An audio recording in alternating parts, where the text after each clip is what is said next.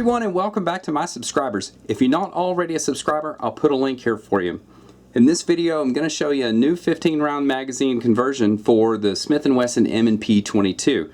If you're not familiar with the original 15-round conversion kit, I'll put a link to it right here.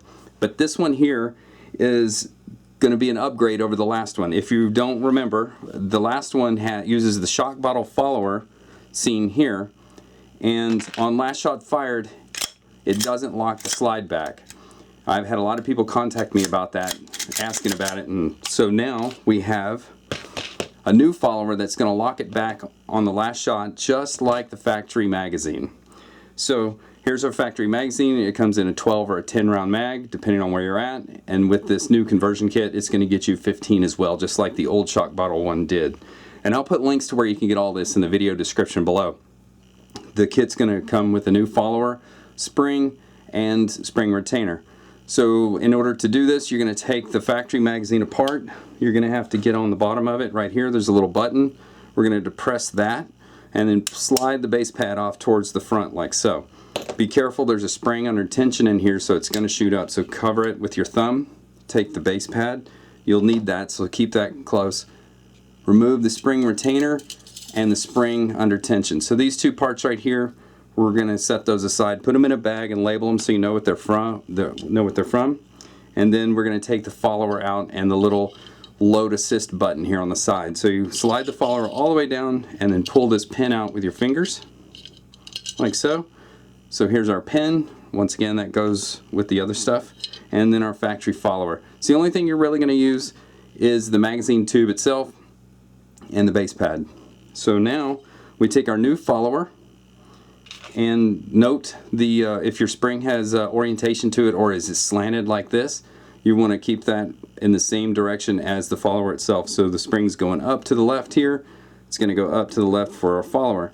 So you take that and slide it in the magazine, and then we'll take our spring retainer, and you'll notice there's three little buttons on here. The two are going to face onto the direction of the spring, and the single one is going to go towards the magazine base pad. And for the Smith & Wesson magazine, you're going to have the little button on the other side. It's not in the center. It's going to go closer to the front of the magazine. So we'll take that, we'll set it right here on the spring, and we'll compress that. And while you're compressing that with your thumb, take your base pad and slide it on like so. And that little knob will poke through the bottom here. Notice how it's not lined up? Just smack it a couple of times and it should line up. So now this will get you 15 rounds over the factory 10 or 12, whichever magazine you have, and it locks back on last shot fired and drops free. Another point was the shock bottle follower makes it hard to load. Once you've removed the button in the side of the magazine, you no longer have a tool to bring it down. Me personally, I've never had an issue loading mags. I take my thumb, I'm right-handed, and I put it right here onto the side, and I just press down.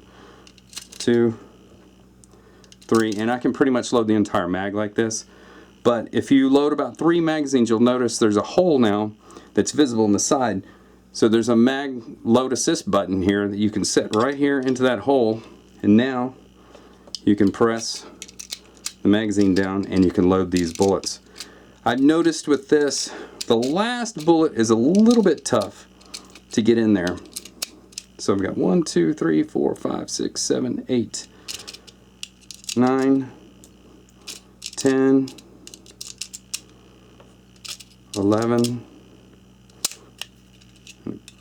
see it pops out, 12, 13, 14, and 15.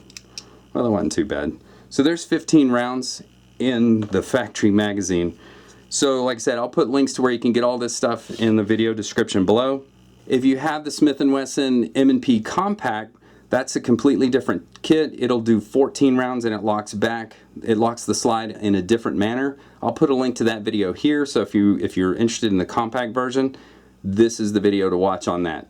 Well, as always, thanks for watching, and please don't forget to subscribe, like, and share the video.